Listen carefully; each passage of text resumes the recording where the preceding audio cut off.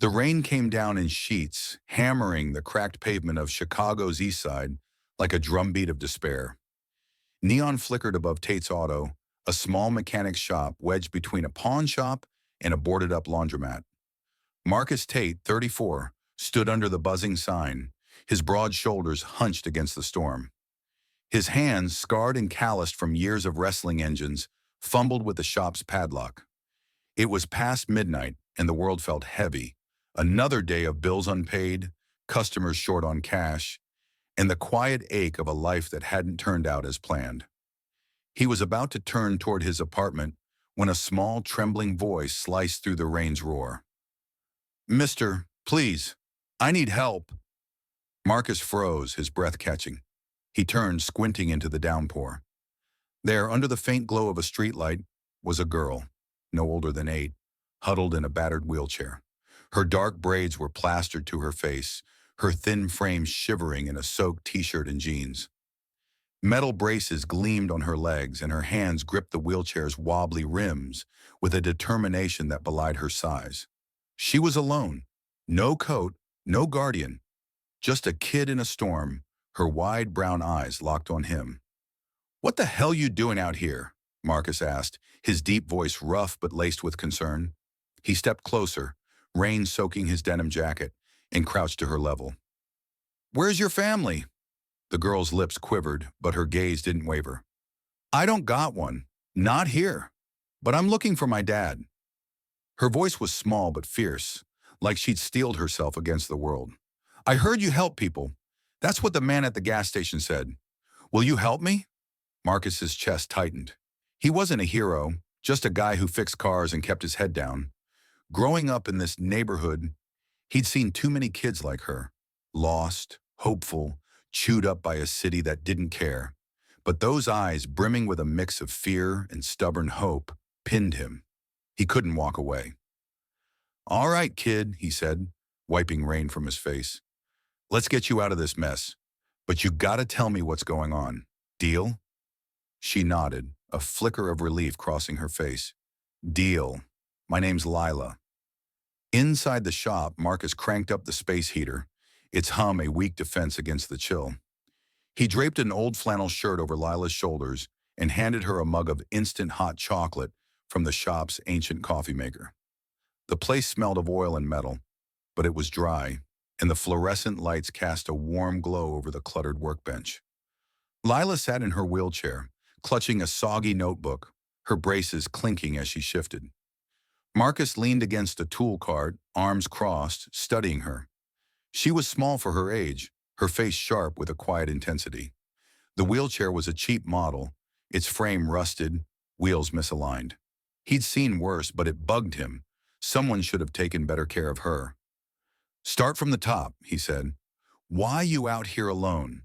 And what's this about your dad?" Lila took a shaky sip of cocoa, then opened her notebook. The pages were worn, some smudged with pencil marks, others pasted with printouts and clippings. "My mom died 2 years ago," she said, her voice steady despite the weight of the words. "Car accident. I was 6. After that, I went to foster homes. 4 of them. They didn't want me long. Said I'm too much work." Marcus's jaw tightened. He noticed the way her hands trembled, the slight spasticity in her movements. "You got a condition?" "Cerebral palsy," she said, matter of fact. "I can't walk much without help, and my hands shake sometimes. But I'm not stupid. I know what I need to do." "Never said you were," Marcus replied, his tone softening. "Keep going." Lila flipped to a page with a creased photo taped to it. A young black man, maybe 25, smiling wide, holding a toddler with braids and a gap-toothed grin. The man's eyes were bright, his arm around the child like she was his whole world. "This is me and my dad," Lila said. "His name's James Carver. He left when I was a baby. Mom said he didn't want us, but I don't believe that. I think he just didn't know." Marcus leaned closer, studying the photo. The man's face was familiar, though he couldn't place it. "And you think he's out there?" "I know he is," Lila said, her voice rising. She pulled out a crumpled article from her notebook, dated 10 years ago. This says James Carver started a tech company in San Francisco. Carver Tech. They make apps or something. And this, she flipped to a grainy photo from a charity gala, showing a man in a suit, older but with the same sharp jawline. This is him now. I found it online at the library. He's rich, Marcus. Like, billionaire rich. Marcus raised an eyebrow, skepticism creeping in. Billionaires didn't just pop up from Chicago's South Side, and long-lost dads didn't turn out to be tech moguls. But Lila's conviction was unshakable, and that notebook, filled with handwritten notes, maps, and internet printouts, showed a kid who'd done her homework. "How'd you get all this?" he asked. "Libraries," Lila said. "Foster homes don't let you keep much, but I got computers there. I'd stay after school, search for him. One day an old neighbor of Mom's, Mrs. Carter, saw me at the store. She said she knew my dad back then. Said he was good, just lost. She heard he got big out west. That's when I knew I had to find him." Marcus rubbed his neck, the weight of her story settling in. "So you ran away? In the middle of a storm?" Lila's cheeks flushed. "I didn't have a choice. My last foster mom, Ms. Denise, she was going to send me to a group home. Said I was too much trouble. I heard her on the phone. I took my chair and left. I was going to take a bus, but then I got lost and the gas station guy said you were nice." Marcus exhaled, torn between admiration and worry. This kid had guts, but she was in over her head. "Lila, you can't just run off like that. People are probably looking for you. Cops, social workers. I don't care."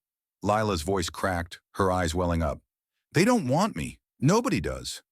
But my dad, he's out there. I know he'd want me if he knew. Please, Marcus, you're the only one who's listened." Her words hit like a punch. Marcus thought of his own father, a jazz saxophonist who'd vanished when Marcus was 10, leaving nothing but a battered horn and a stack of unpaid bills. He'd spent years chasing that ghost, playing the sax late at night, hoping music could fill the hole. He knew what it was to want a father, to believe they could fix everything. "All right," he said finally, his voice low. "We'll figure this out, but no more running off, and you stay here tonight. I got a cot in the back. Tomorrow we start looking for your dad. Deal?" Lila's face lit up, a smile breaking through the tears. "Deal." The next morning, Marcus woke to the smell of burnt toast. Lila was in the shop's tiny break room, trying to make breakfast on a hot plate, her wheelchair wedged against the counter. "I wanted to say thanks," she said sheepish as she handed him a plate of charred bread and a jar of peanut butter. Marcus chuckled, the first real laugh he'd had in weeks. "You're gonna burn my shop down, kid, but I appreciate it." They ate in companionable silence, the shop's radio humming a Marvin Gaye tune. Marcus's mind was already racing. He wasn't a detective, just a guy with a wrench and a stubborn streak. But Lila's notebook was a start, and he had contacts, old friends, mechanics, folks who knew the city's underbelly. First, though, he had to fix that wheelchair. He spent the morning in the shop, Lila perched on a stool nearby, reading aloud from her notebook. The chair's frame was salvageable, but the wheels were shot. Marcus scavenged parts from a junk bike, welding and bolting until the chair rolled smooth. Lila watched, her eyes wide, occasionally pointing out a loose screw or a wobbly joint. "You're good at this," she said as he tightened the last bolt. "Cars, chairs, same deal," Marcus said, wiping grease from his hands. "Find what's broken. Make it right." Lila smiled, but her eyes drifted to the photo in her notebook. "You think he's looking for me, too?" Marcus hesitated. He wanted to say yes, to keep that hope alive, but he'd learned early that promises could break harder than bones. "If he's out there, we'll find him," he said instead, "and we'll make sure he knows you." The search began small. Marcus called a buddy, Reggie, who ran a barber shop and knew everyone in the neighborhood. Reggie remembered a James Carver from the old days, a quiet kid, good with computers, who'd hung around a community center on 63rd Street before leaving town. "Heard he got into some tech stuff out west," Reggie said. "But that was years ago, man. You sure it's the same guy?" Marcus wasn't sure, but it was a lead. He and Lila headed to the community center, a crumbling brick building with a faded mural of kids playing basketball. Inside, Ms. Rosa, a gray-haired volunteer who'd been there forever, squinted at Lila's photo. "That's Jimmy Carver," she said, her voice warm with memory. "Good kid, always tinkering with gadgets. He and your mom, they were tight for a while, but they fought, and he left town. Never knew she was pregnant, sweetheart. If he's your daddy, he don't know you exist." Lila's face fell, her fingers tightening on her notebook. Marcus knelt beside her, his hand on her shoulder. "That's good news, Lila. Means he didn't leave you on purpose. We just gotta find him." Ms. Rosa gave them another clue. James had kept in touch with a cousin, Tanya, who worked at a diner in Hyde Park. At the diner, Tanya confirmed the story. "Jimmy's out in San Francisco," she said, pouring Marcus coffee. "Big shot now, runs some tech company. But he don't come back here. Too many bad memories." Lila scribbled the details in her notebook, her hands shaking with excitement. Marcus, though, felt a knot in his gut. San Francisco was a long shot, and Lila's foster caseworker was probably already looking for her. He'd seen the flyers at the gas station. Missing. Lila Harris, 8, disabled. He'd dodged a call from a social worker that morning, knowing they'd take her back to a system that didn't care. That night back at the shop, Lila sat on the cot, her notebook open. "We have to go to San Francisco," she said, her voice firm. "That's where he is." Marcus ran a hand over his face. "Kid, that's 2,000 miles. I got a shop to run, bills to pay, and you're a runaway. They'll lock me up for kidnapping." Lila's eyes filled with tears, but her jaw set. "You promised. He's all I got, Marcus. If you don't help me, I'll go myself." He knew she meant it. That stubborn spark in her eyes was the same one he'd seen in himself, years ago, when he'd sworn he'd make something of his life despite the odds. He thought of his sax, still in its case, a reminder of dreams he'd let die. He couldn't let Lila's die, too. "All right," he said, his voice heavy. "We'll go. But we do this my way. No more running off, and you listen to me." "Deal." Lila threw her arms around him, her small frame trembling with gratitude. "Deal." The next day, Marcus rigged his old pickup for the road. He built a ramp for Lila's chair, packed a cooler with sandwiches, and taped her notebook to the dashboard. He left a note for his landlord, promising to catch up on rent later, and called Reggie to watch the shop. His savings were thin, but he had enough for gas and a few nights in cheap motels. As they pulled out of Chicago, the city's skyline fading in the rear view, Marcus glanced at Lila. She was staring out the window, her notebook open, a pencil sketch of a man and a girl taking shape on the page. "You good?" he asked. She nodded, a small smile tugging at her lips. "I'm gonna find him, Marcus, and when I do, he'll love me." Marcus didn't answer, but he gripped the wheel tighter, praying she was right. The old pickup rattled west on Interstate 80, its engine humming a stubborn tune against the endless stretch of Illinois farmland. Marcus Tate gripped the wheel, his eyes flicking between the road and the rearview mirror, half expecting flashing lights from a cop or a social worker's van. Beside him, Lila Harris, 8 years old and fierce as a spark in a storm, sat with her notebook open, her pencil scratching a new sketch. A pickup truck winding through mountains she'd never seen. Her wheelchair was folded in the back, strapped down with bungee cords, its newly fixed wheels glinting in the morning sun. They'd been on the road 3 days, leaving Chicago's gray sprawl for the open plains. Marcus had mapped a route to San Francisco, where Lila's father, James Carver, was supposedly a billionaire tech mogul. Lila's evidence, a creased photo, a decade-old article, and a grainy gala picture, was thin, but her belief was ironclad. Marcus wasn't so sure, but he'd made a promise, and the memory of Lila's trembling voice in the rain. "You're the only one who's listened," kept him driving. "What you drawing?" Marcus asked, glancing at her sketch. Lila tilted the notebook, her hands shaky from her cerebral palsy, but precise in their purpose. "It's us," she said. "You, me, and the truck. When we get to the mountains, I want to draw them for real." Marcus smiled, though his chest ached. Mountains were a long way off, and their cash was already dwindling. $200 left after gas, a cheap motel, and Lila's meds. Her condition meant frequent stops, her muscles stiffening without stretches or rest. Marcus had learned to help, following her instructions to ease her legs, his big hands gentle despite their roughness. It wasn't just the money or the miles that worried him. What if James Carver wasn't her father? Or worse, what if he was, but didn't want her? "You ever been to the mountains?" Lila asked, pulling him from his thoughts. "Nah," Marcus said, adjusting his cap. "Farthest I got was St. Louis, fixing a buddy's car." "You?" Lila shook her head, her braids swaying. "Just Chicago. Foster homes don't do vacations.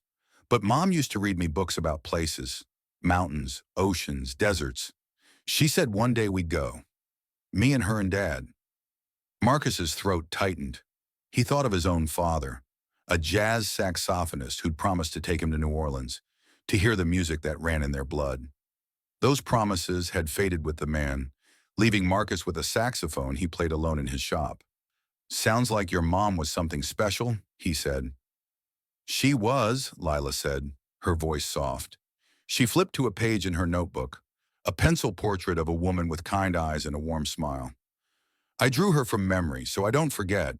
Marcus glanced at the sketch, struck by the detail, the curve of the woman's cheek, the tilt of her head. "You got talent, kid. She'd be proud." Lila's smile was small but bright, a flicker of hope in a face too used to loss. "When we find Dad, I'll show him this." "He'll want to know about her, right?" "Yeah," Marcus said, forcing conviction into his voice. "He will." Their first big stop was in Iowa, a truck stop diner with greasy fries and a jukebox that played Johnny Cash. Lila devoured a milkshake, her eyes wide as she watched truckers swap stories at the counter. Marcus sipped coffee, scanning a map he'd bought at a gas station. San Francisco was still 1,800 miles away, and the pickup's tires were wearing thin. He'd need to barter work at a garage soon, maybe in Nebraska or Wyoming. Lila, oblivious to his worries, was engrossed in her notebook, reading aloud a new clue she'd remembered. Mrs. Carter, that neighbor lady, said Dad used to send postcards to her sister. One had a San Francisco bridge on it, the red one. "Golden Gate," Marcus said, nodding. "That's something. You got an address for this sister?" Lila shook her head. Mrs. Carter moved away. "But I bet we can find the bridge. Dad's got to be near it, right?" Marcus chuckled, her logic both naive and endearing. "It's a big city, kid, but we'll start there." A waitress, a middle-aged woman with a name tag reading Barb, stopped by their table, eyeing Lila's wheelchair and Marcus's worn jacket. "You two look like you're on a mission," she said, refilling Marcus's coffee. "Something like that," Marcus said, guarded. Barb smiled at Lila. "My nephew's got CP, too. Tough kid like you. Where are you headed?" "San Francisco," Lila said before Marcus could stop her. "To find my dad." Barb's eyebrows rose, but she didn't pry. "Well, you take care out there. Roads can be rough." She slipped a couple of candy bars onto the table, winking at Lila. "On the house." As they left, Lila clutched the candy bars like treasures, her smile infectious. Marcus felt a pang of gratitude for small kindnesses, but also a growing weight. Every mile west was a gamble, and Lila's hope was a fragile thing to carry. In Nebraska, trouble hit. The pickup's left front tire blew out on a lonely stretch of highway, the truck lurching to a stop in a cloud of dust. Marcus cursed under his breath, checking the spare. A bald, patched tire he'd meant to replace. Lila watched from the passenger seat, her notebook open, her face pale. "We okay?" she asked, her voice small. "Yeah, we're fine," Marcus said, forcing a grin. "Just a little detour." He changed the tire under a blistering sun, his hands slick with sweat. The spare held, but barely.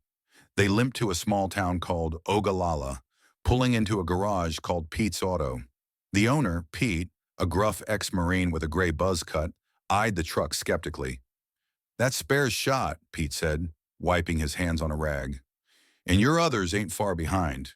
You need 4 new tires minimum. That's $400 plus labor." Marcus's stomach sank. He had $150 left. "I'm a mechanic," he said. I can work it off. Fix whatever you got. Cars, trucks, hell, I'll rebuild an engine. Pete studied him, then glanced at Lila, who was sketching in the truck, her wheelchair visible through the window. You got the kid with you, he said, his tone softening. What's the story? Marcus hesitated, then gave the short version. Lila was looking for her dad, and he was helping. He left out the runaway part, the billionaire angle. Pete nodded, his eyes flicking to Lila again. All right, Pete said. Fix that Chevy in the back. Transmission's slipping. Do it right. I'll cover 2 tires. You pay for the other 2. It was a lifeline. Marcus worked through the night, his hands steady as he tore down the Chevy's transmission. Lila asleep in the truck under a blanket he'd found in the shop. By dawn, the Chevy purred like new, and Pete, true to his word, fitted the pickup with 2 new tires. He also slipped Marcus $50, muttering, "For the kid! Get her something warm." Marcus used the cash to buy Lila a blue fleece jacket at a thrift store, her eyes lighting up as she pulled it on. It's like the ocean, she said, stroking the fabric. When we get to San Francisco, I want to see the water. You will, Marcus said, his voice thick. He didn't tell her he'd skipped lunch to afford the jacket, or that the other 2 tires were still a problem. The road stretched on, through Wyoming's rugged hills and Utah's salt flats. Marcus and Lila fell into a rhythm, their days punctuated by diner meals, gas station stops, and Lila's stories. She read him poems from her notebook, her voice steady despite her shaky hands, each one a glimpse into her heart. Verses about stars, a father's smile, a mother's laugh. Marcus shared his own stories of playing sax in his shop, of his father's promise to take him to jazz clubs that never came true. You still play? Lila asked one night as they camped under Wyoming's endless sky, a fire crackling between them. Sometimes, Marcus said, poking the fire with a stick. Late at night when the shop's quiet, helps me think. Play for me, Lila said, her eyes bright. Please? Marcus hesitated, then pulled his saxophone from the truck's back. It was old, dented, but its sound was pure. He played a slow, soulful tune, the notes rising like smoke into the night. Lila listened, her face rapt, her notebook open to a blank page. That's how I feel, she said when he finished, her voice barely a whisper. Like, sad but hopeful. Marcus looked at her, this small girl carrying a dream bigger than the sky, and felt something shift inside him. He wasn't just helping her find her father. He was keeping her hope alive, and maybe his own. In Utah, Lila's condition flared. Her muscles seized up after a long day in the truck, her legs cramping painfully. Marcus pulled into a rest stop, panic rising as she whimpered, her face twisted in pain. He followed her instructions, massaging her calves, stretching her legs as she taught him, but it wasn't enough. We need a doctor, he said, his voice tight. No, Lila gasped, clutching his hand. They'll take me away. Just get my meds. In my bag. Marcus found the bottle, muscle relaxants, half empty. He gave her a dose, then held her hand as the spasms eased, her breathing slowing. She fell asleep against his shoulder, her notebook slipping to the ground. Marcus picked it up, reading the latest entry. A poem about a road that never ends, and a father waiting at the horizon. He didn't sleep that night, his mind racing. Lila needed more than meds and hope. She needed stability, a home. If James Carver wasn't her father, or didn't want her, what then? Marcus had no answers, only a stubborn resolve to keep going. By Nevada, the pickup was limping again, the spare tire wobbling. Marcus bartered another day's work at a garage, earning just enough for gas in a motel room. Lila, recovered but quiet, sketched the desert from the motel window, her pencil capturing the stark beauty of the dunes. You ever think about stopping? She asked, not looking up. Like, if we don't find him? Marcus paused, his hands still on the sacks he'd been cleaning. You want to stop? No, she said quickly. But what if he's not there? Or he doesn't want me? Marcus set the sacks down, kneeling beside her. Listen, Lila, I don't know what we'll find in San Francisco, but I know this. You're worth finding. If he's your dad, he'll see that. And if he's not, or he's a fool, you got me. I ain't going anywhere. Lila's eyes welled up and she hugged him, her small arms fierce. You're my family too, she whispered. Marcus held her, his heart full and heavy.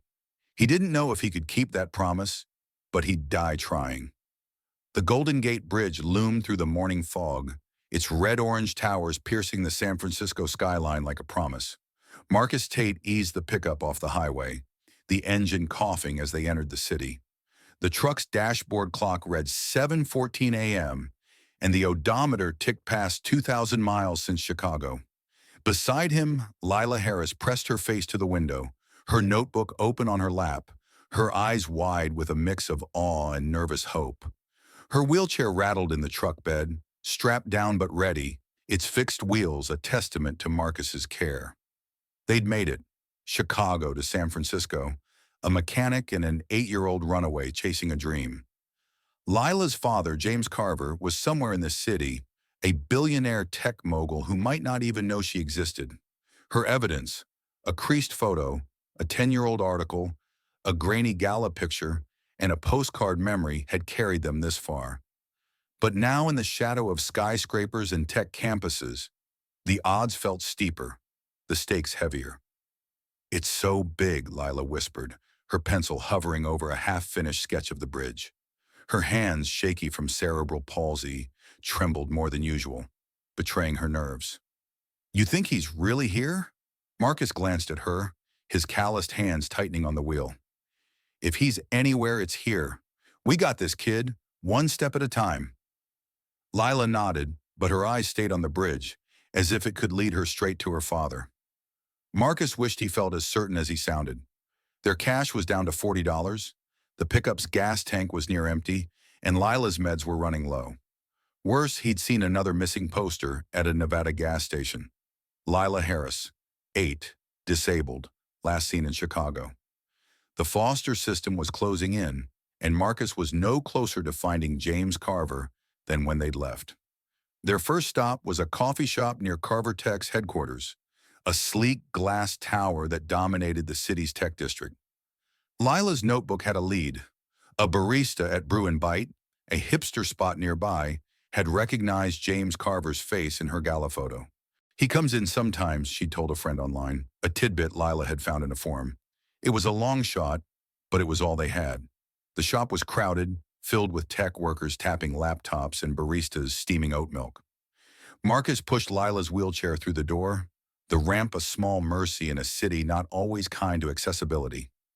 Lila clutched her notebook, the photo of her and her father as a toddler taped to the inside cover.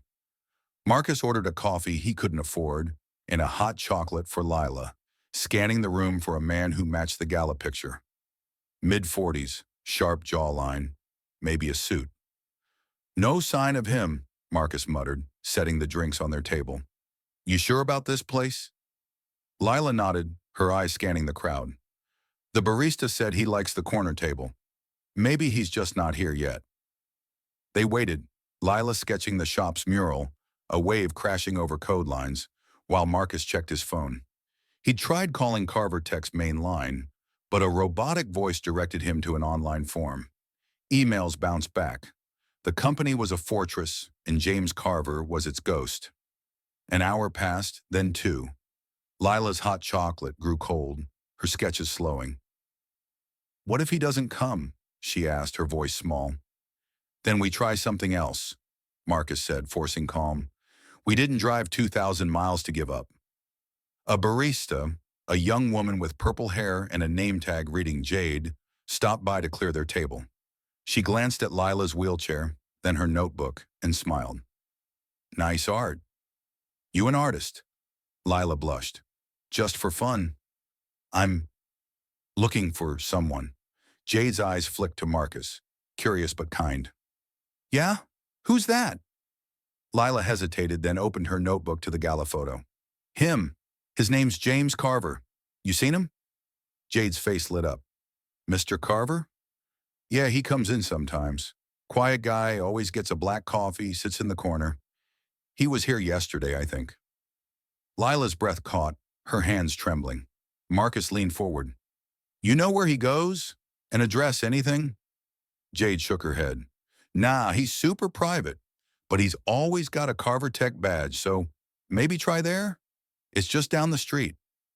Marcus thanked her, his mind racing. Carver Tech was their next move, but getting inside would be tough. He glanced at Lila, her face glowing with renewed hope, and knew they had to try.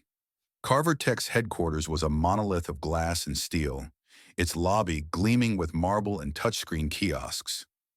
Marcus pushed Lila's chair through the revolving door, feeling out of place in his grease-stained jacket among suited employees. A security guard, broad-shouldered and stern, eyed them as they approached the reception desk. "We're here to see James Carver," Marcus said, his voice steady despite the guard's stare. The receptionist, a young man with a crisp tie, tapped his tablet. "Do you have an appointment?" "No," Marcus admitted, "but it's important. Personal matter." The receptionist frowned. "Mr. Carver doesn't take walk-ins. You can submit a request online, but his schedule's booked months out." Lila leaned forward, her voice urgent. "Please, I just need to see him. I'm his daughter." The receptionist's eyes softened, but his tone stayed firm. "I'm sorry, miss. I can't help without verification. You'll need to go through proper channels." Marcus's jaw tightened. "Look, she's come a long way. Just get us 5 minutes with him." The security guard stepped closer, hand on his radio.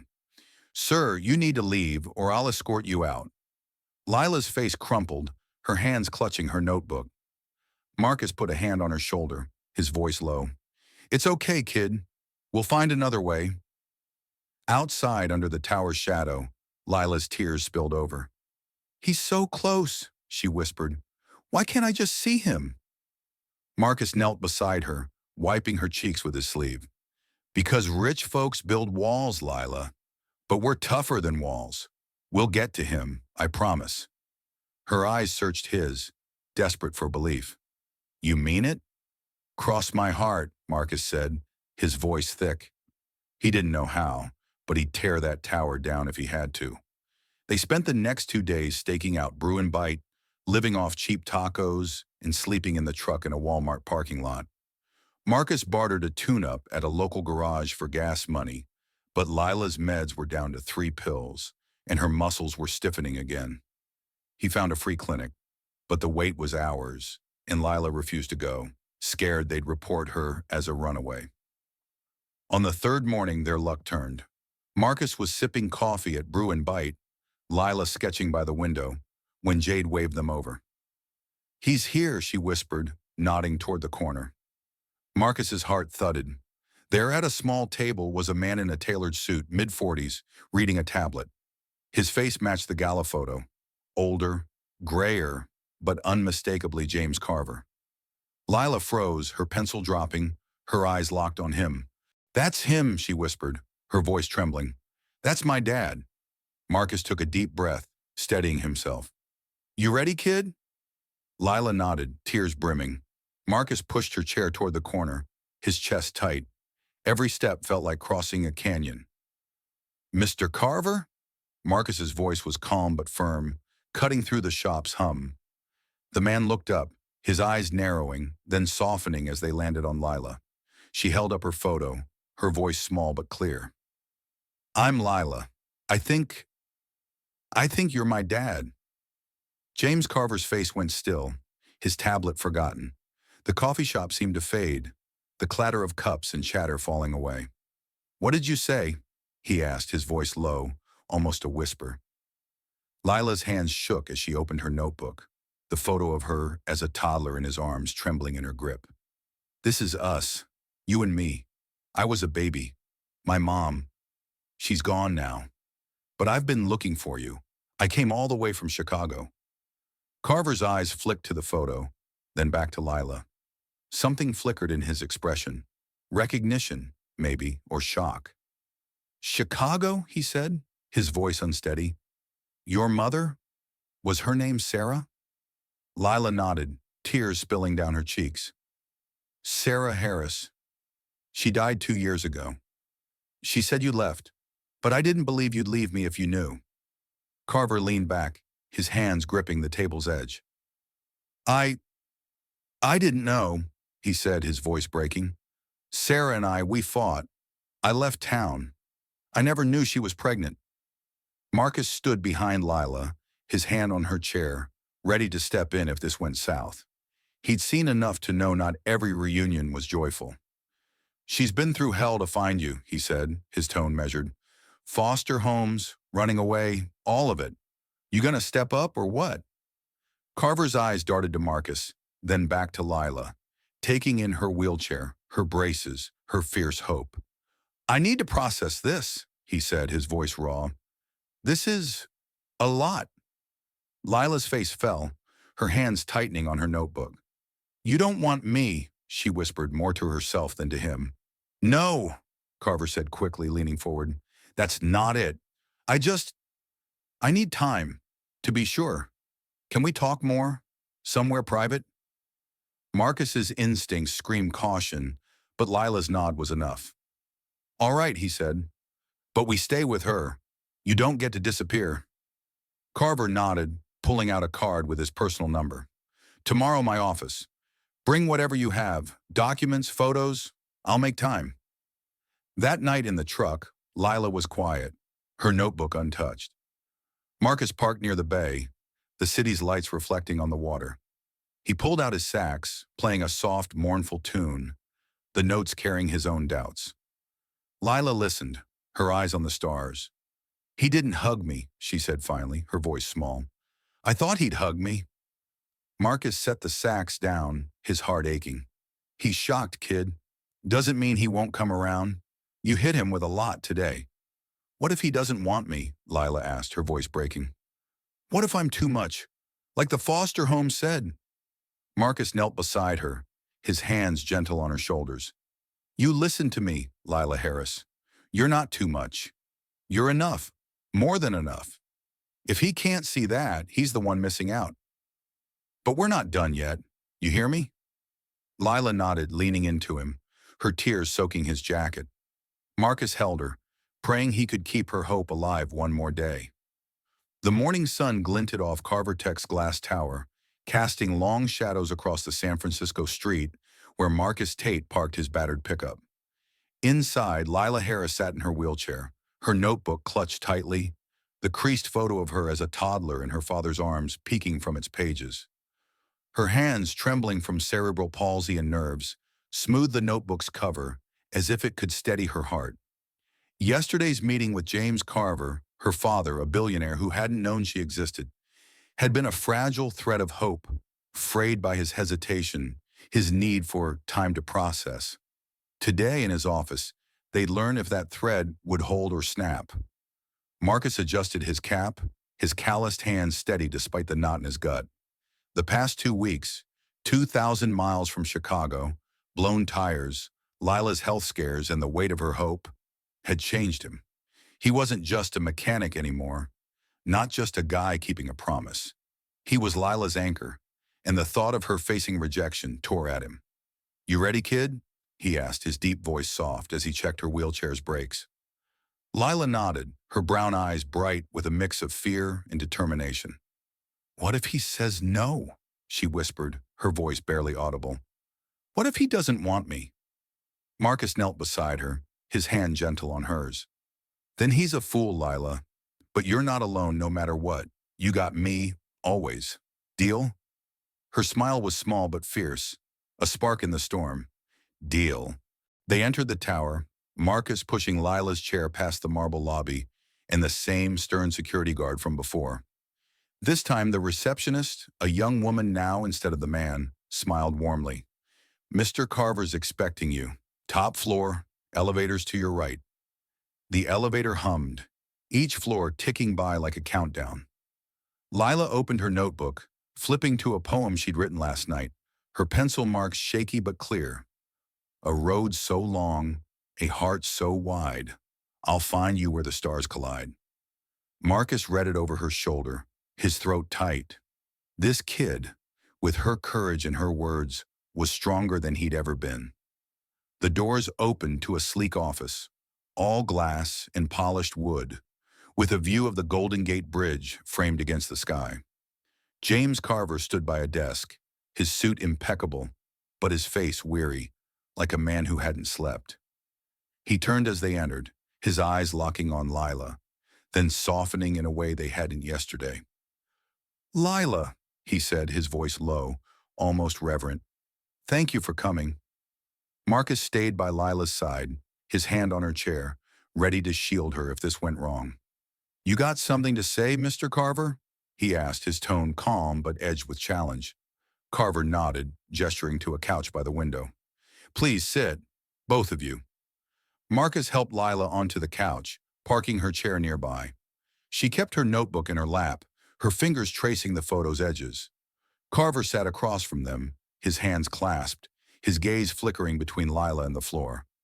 "I spent last night going through old letters," Carver began, his voice unsteady.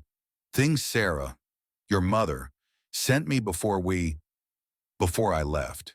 She never told me she was pregnant. I swear, Lila, I didn't know about you." Lila's eyes welled up, but she held his gaze. "Mom said you didn't want us, but I never believed her. I knew you'd want me if you knew." Carver's face crumpled, a crack in his polished facade. "I did want you. I do. I need to be sure. I ordered a DNA test, expedited. Results should be here tomorrow. But even without it, looking at you," he paused, his voice breaking. "You have her eyes. Sarah's eyes."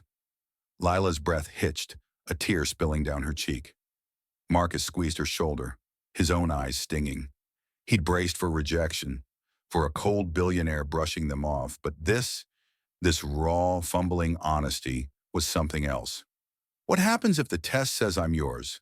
Lila asked, her voice small but fierce. "Will you keep me?" Carver leaned forward, his hands trembling. "If you're my daughter, and God, I hope you are, I'll do everything I can to be the father you deserve. I've missed 8 years, Lila. I don't want to miss another day." Lila's sob broke the silence, and she reached for him, her arms outstretched. Carver hesitated, then crossed the room, kneeling to hug her, his own tears falling. Marcus looked away, giving them this moment, his chest tight with relief and something deeper. Pride, maybe, for the girl who'd fought so hard to get here. The next 24 hours were a whirlwind. Carver arranged a hotel suite for Marcus and Lila, complete with an accessible bathroom and a view of the bay. Lila's meds were refilled, her wheelchair serviced by a specialist Carver hired. Marcus, wary of charity, accepted only because Lila needed it. He spent the evening teaching her simple saxophone notes, her shaky hands struggling, but her laughter filling the room. Carver joined them for dinner, awkward but attentive, asking Lila about her poems, her sketches, her dreams. The DNA results came the next morning, delivered to Carver's office. Marcus stood by Lila, her hand in his as Carver opened the envelope. His face softened, a smile breaking through. "It's true," he said, his voice thick. "You're my daughter, Lila." Lila's cry was half sob, half laugh, and she wheeled to him, throwing her arms around his neck. Carver held her tightly, whispering apologies, promises, love. Marcus stepped back, his role as protector easing, though his heart ached at the thought of letting her go. Carver looked at him, gratitude in his eyes. "You brought her to me, Marcus. I don't know how to repay you." Marcus shook his head. "Just be her dad. That's all she needs." But Carver insisted, offering a job at Carver Tech's Chicago branch, a generous salary, even a new truck. Marcus refused the money but took the job, knowing it'd keep him close to Lila. "I'm not leaving her," he said, his voice firm. "Not unless she's ready." Lila beamed, grabbing his hand. "Your family, Marcus. You and Dad." Weeks later, Marcus stood in a Chicago community center, the same one where they'd found a clue about Carver months ago. The room was packed. Kids and families gathered for a fundraiser Lila had dreamed up, a program for kids with disabilities, funded by Carver Tech. Lila, in a new wheelchair with smooth rolling wheels, spoke to the crowd, her voice clear despite her nerves. "My mom used to say kindness is like a seed," she said, her notebook open, a poem in her hands.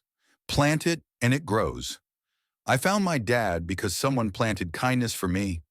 Now I want to plant it for others." James Carver stood beside her, his arm around her shoulders.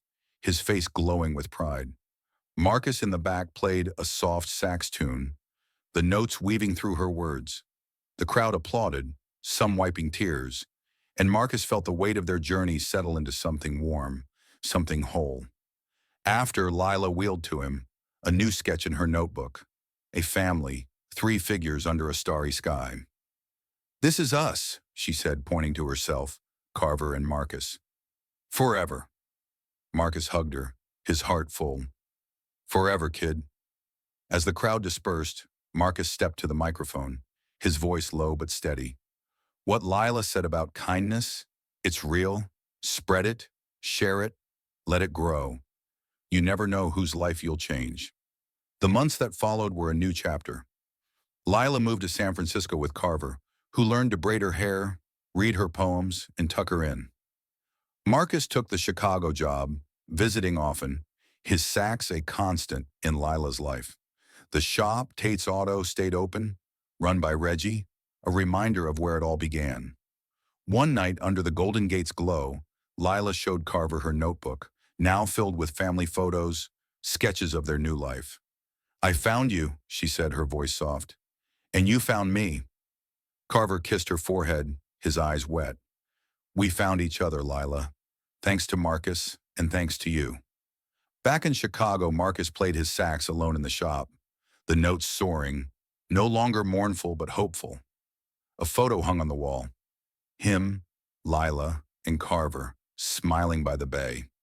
He'd kept his promise, and in doing so, found something he hadn't known he needed. A family, not of blood, but of heart. To anyone reading this story, let Lila's words linger. Kindness is a seed. Plant it in your own way. Help a stranger. Listen to a child. Share this tale of hope. Let it grow and watch the world change, one heart at a time.